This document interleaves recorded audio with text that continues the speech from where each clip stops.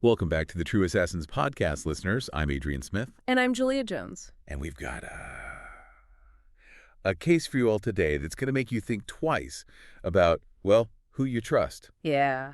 Every day on this show, we unpack a true crime story inspired by, the real-life twists and turns of the criminal underworld. It's a wild world out there. It is. So be sure to hit that follow button so you don't miss a single episode. Definitely. Today, we're taking a scalpel to the chilling story of Dr. Evans. Ooh, a scalpel. That's right. Dr. Evans, a surgeon, whose name was synonymous with medical brilliance. If you heard the name. Oh, yeah. He was revered. He was the guy. Miracle worker. Underneath that surface of, Success. There was a darkness hidden. Yeah, and one that you, our listener, have asked us to investigate. That's right. Okay, so let's unpack this. Imagine, you're laying there on an operating table. You're looking up at this man who's hailed as a miracle worker. I can't even imagine. Dr. Evans had legendary surgical skills, right? I mean, tumors vanished under his scalpel. Poof, gone. Bones practically knitted themselves back together. Like magic. At his Dutch. Patients? They called him a savior. As they should, right. At least at first glance. From what we see in the records he provided. Yeah. At first, it really does seem like he was dedicated to his craft. Devoted to it. Countless hours, Honing his technique. Perfecting it. Pushing those boundaries and surgical possibility. This wouldn't be the True Assassins podcast. That's right.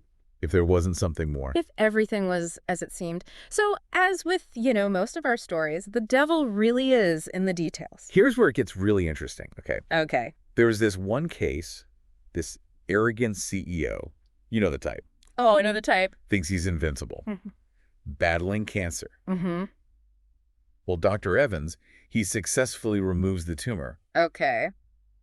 But during those final sutures, there's this tiny little slip of the needle. A slip? A slip. With his reputation. I know, right? Interesting. Well, officially, of course, it was a tragic complication. Right. But you've provided us with some pretty interesting documentation here. I've got some good stuff. Including testimony from nurses who worked really closely with Dr. Evans. They saw everything. And it seems like some of them weren't entirely convinced that it was an accident. This wasn't his first rodeo, Exactly. Dr. Evans was known for his precision. This begs the question. It does. Is this a deliberate act? So we've got this incident, right? Okay. With this CEO. And as we dig deeper into the material you've given us. Deeper. Yeah, a pattern emerges. Oh. Evans' patients. They weren't dying randomly. No. It was almost as if he was... Don't say it. Choosing who deserved to live. Wow. It's chilling, right? It's giving me chills. That thought that a surgeon, someone who's sworn to heal... The oath. ...could be deciding who lives and dies. Deciding people's fates. I mean, it really makes you think about the weight of that oath. The weight of that oath. That medical professionals take. That they take. And imagine... really think about this for a second. Okay. Being the nurse, the one who first noticed this pattern, right? Yeah. Working alongside this guy, witnessing these strange deaths. How do you even begin to raise that alarm? Yeah, it must have been terrifying. You're going up against a miracle worker. Literally. Yeah. How do you even approach How that? do you start that conversation? I can't even imagine. So you're right, accusing a miracle worker is no easy feat. Definitely not. But then, there's this turning point in the story. Okay. A young girl, a victim of a drunk driver, fighting for her life on Dr. Evans' operating table. I'm already on the edge of my seat. You can practically feel the tension, right? Yeah. In that operating room. As you read these accounts, every second counts. Every second. And yet, Dr. Evans hesitates. This man, known for his decisive action. I thought you said he was the best. He was. He freezes. Freezes. Yeah. And the head nurse, the one who'd been harboring those suspicions, sees it all.